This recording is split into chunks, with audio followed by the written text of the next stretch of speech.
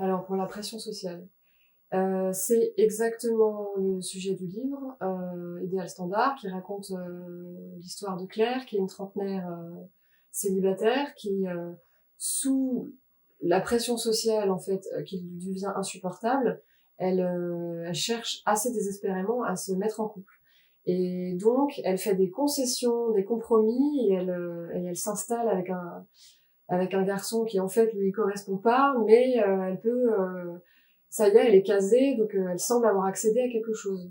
Et l'histoire raconte comment est-ce que elle va en fait finalement se rendre compte de son erreur et faire le choix de reprendre sa liberté plutôt que de se trahir. Voilà.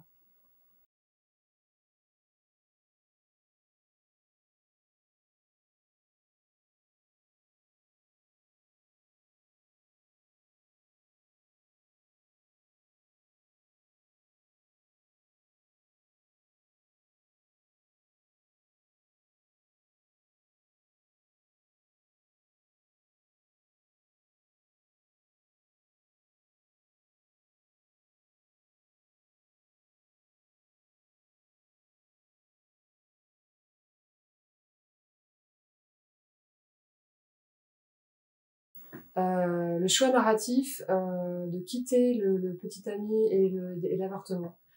Alors c'est un choix narratif très important. Euh, D'abord parce que l'avortement est un sujet encore tabou alors que ça concerne beaucoup de gens. Et ensuite, c'est-à-dire qu'on voit le personnage qui potentiellement est en train d'accéder à son idéal, et pourtant elle fait un virage à 360 degrés.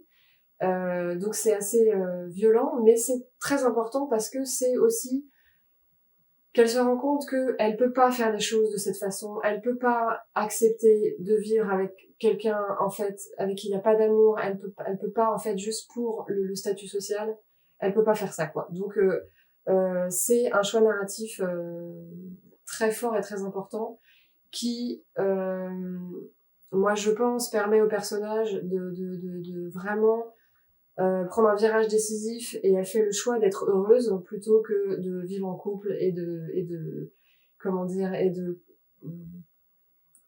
attends, je cherche le mot, que de correspondre, c'est pas ça, que de se plier aux exigences et aux injonctions extérieures quoi. Voilà.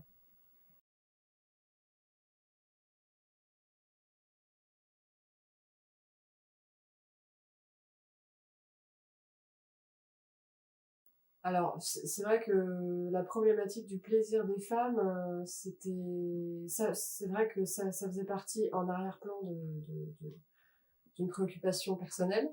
Euh, J'avais plusieurs motivations en fait pour faire mes BDQ. Il y en a une qui était très forte, qui était un défi personnel, d'aborder ce sujet, ce genre littéraire, enfin, et graphique. Moi, je dessine à la plume, sur du papier lisse. Il y a quelque chose de tactile, de sensuel. Enfin, donc le dessin, dessiner la sexualité, c'était quelque chose qui me semblait très intéressant d'explorer. Euh, Ensuite, bah, spontanément, je mets en scène bah, une femme en personnage principal, et donc une femme le premier tome, ça qui s'appelle Comtesse, elle explore son propre plaisir, avec ensuite un partenaire. Enfin, c'est progressif, c'est muet, c'est assez doux. Enfin, voilà.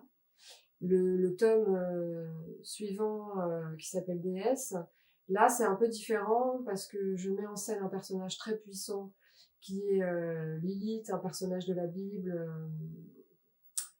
enfin pré-biblique, qui serait un peu une réécriture des anciennes déesses d'autrefois. Enfin voilà.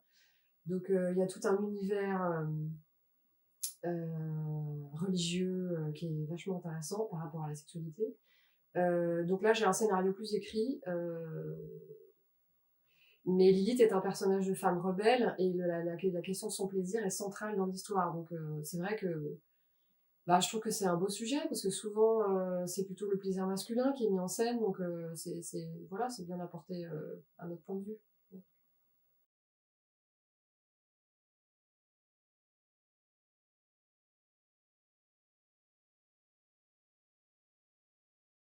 Spontanément, l'œuvre qui me vient en premier, c'est Gun. Parce que le personnage principal, une femme donc, c'est d'abord un cerveau. Donc c'est une histoire, bon voilà, hyper connue. Donc c'est un médecin trouve cette tête avec le cerveau intact et donc il lui donne un corps robotique. Euh, il s'avère que c'est une super guerrière qui va mener plein de combats, etc. Et donc elle évolue, elle prend conscience, elle mature et elle se rend compte qu'en fait elle est manipulée, que ses capacités de combat extraordinaires sont observées et utilisées contre son gré. Et à la fin de l'histoire, aidée par un compagnon, enfin un amoureux quoi, qui a un corps biologique, qui n'est pas un robot, parce que c'est un univers où il y a beaucoup de robots. Et donc elle est plutôt principalement robot quand même. À la fin de l'histoire, elle retrouve son corps biologique, ce qui est en fait son souhait profond. Et je trouve que c'est une très belle métaphore de ce qu'une femme peut vivre dans sa vie, de son évolution. Moi, je viens d'une famille où le corps est assez en fait sous contrôle du mental, donc la tête est séparée du corps, enfin symboliquement, et donc tout ce travail de connexion à soi-même en fait, à ses sensations, à son désir, à sa sexualité, à ses vrais désirs en fait, même ses choix de vie professionnels, enfant, pas enfant, tout ça, tout se recoupe, tous les sujets se recoupent. Et donc je trouve que Gun est une très belle métaphore de tout ça. Voilà.